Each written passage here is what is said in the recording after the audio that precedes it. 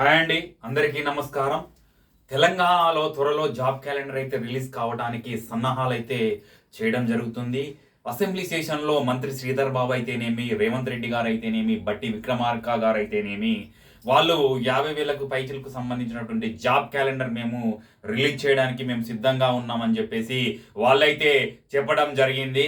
అయితే మనం ఒకసారి ఈ 50,000 పోస్టులకు ముందు మనకు వచ్చినటువంటి పోస్టులకు సంబంధించినటువంటి నోటిఫికేషన్కు ఏమేమి జరిగినవి, ఆ ఎగ్జామ్స్ అనేవి ఎప్పుడెప్పుడు జరిగే అవకాశం ఉన్నది అనేది నా అజంప్షన్స్ ప్రకారం చిన్న మీతో పంచుకోవడానికి మీ ముందుకైతే రావడం జరిగింది. ఫస్ట్ ఆఫ్ ఆల్ గ్రూప్ 1 అనేది ఆల్రెడీ 563 పోస్టులకు అయితే నోటిఫికేషన్ అయితే ఇవ్వడం జరిగింది.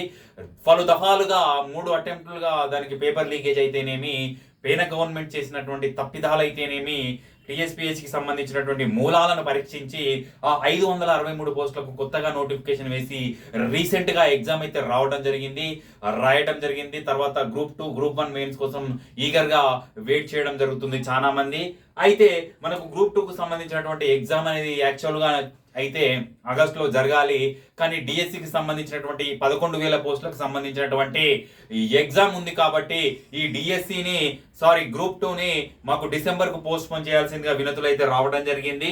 అందులోనే ఈ 783 పోస్టులను 2,000 పోస్టులకు పెంచాల్సిందిగా చాలా మంది అభ్యర్థులు అయితే చాలా విధాలుగా ప్రయత్నాలు అయితే చేయడం జరిగింది. ధర్నాలు అయితేనేమి, అసెంబ్లీని ముట్టడించడం అయితేనేమి, ఇంకా సచివాలయం ముట్టడించడం అయితేనేమి, రకరకాలుగా మనకు చర్చోపచర్చలు అయితే ధర్నాలు అయితే చేయడం జరిగింది. మొత్తం మీద డిసెంబర్కి అయితే ఈ గ్రూప్ 2 783 పోస్టులకు సంబంధించినటువంటి గ్రూప్ 2 వివాదం అనేది సద్దుమణిందని చెప్పేసి చెప్పవచ్చు.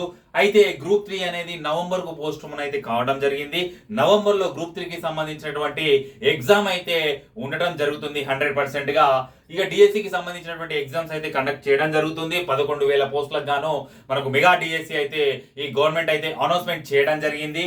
తర్వాత పోలీస్ లక్షలాది మంది జనం, లక్షలాది మంది విద్యార్థులు, లక్షలాది మంది జాబ్ ఆస్పిరెంట్స్, లక్షలాది మంది నిరుద్యోగులు ఈ పోలీస్ కానిస్టేబుల్ మనకు జాబ్స్ కోసం అయితే వెయిట్ చేయడం జరుగుతుంది. అయితే ఈ పోలీస్ కానిస్టేబుల్ కి సంబంధించినటువంటి 5 ఈవెంట్స్ అయితే కండక్ట్ చేయాలి. ఇదివరకు ఉన్న సిస్టమ్ నే మనకు అజంప్షన్లో పెట్టాలి, ఆచరణలో పెట్టాలనేది ఒక నినాదంగా పోవడం జరుగుతుంది. అది ఎప్పుడు వస్తుందో అయితే తెలియదు. నాకు ఎలిజిబిలిటీ లేకున్నా కూడా మీ ముందుకొచ్చి నేనైతే షేర్ చేసుకోవడం జరుగుతుంది. ఎందుకంటే ఈ ఛానల్ అనేది జాబ్స్ మీద పుట్టింది కాబట్టి, జాబ్స్ సంబంధించిన ఇన్ఫర్మేషన్ మీకు ఇవ్వాలి కాబట్టి, దానికి సంబంధించిన ఇన్ఫర్మేషన్ మీతో షేర్ చేసుకోవడం అయితే జరుగుతుంది. అయితే గ్రూప్ 4కు సంబంధించినటువంటి ఎగ్జామ్ అయితే మనకు 2023 జూలైలో ఫస్ట్ 18,000 పోస్టులకు 8,000 పోస్టులకు మనకు నోటిఫికేషన్ అయితే రావడం జరిగింది. చాలా మంది అయితే రాయడం జరిగింది. గ్రూప్ 4 సంబంధించినటువంటి సర్టిఫికేట్ వెరిఫికేషన్స్ కూడా కంప్లీట్ అయ్యే దశలో ఉన్నవి.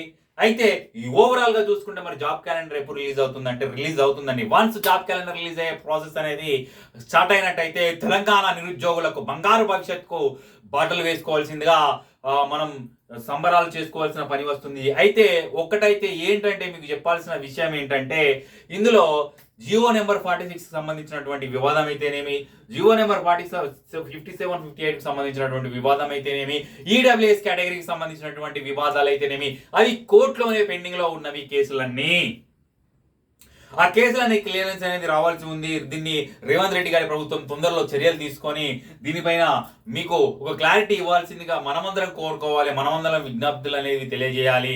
అయితే ఈ గ్రూప్లోకి సంబంధించినటువంటి ఎగ్జామ్ అయితేనే, తర్వాత సింగరేణికి సంబంధించినటువంటి పోస్టులు అయితేనేమి, ఎస్ఎస్సిజిడికి సంబంధించినటువంటి పోస్టులు అయితేనేమి, ఈ సీజీఎల్కి సంబంధించినటువంటి ఎగ్జామ్కి సంబంధించినటువంటి అప్లికేషన్ అయితే రేపటికి లాస్ట్ డేట్ అయితే ఉండటం జరిగింది.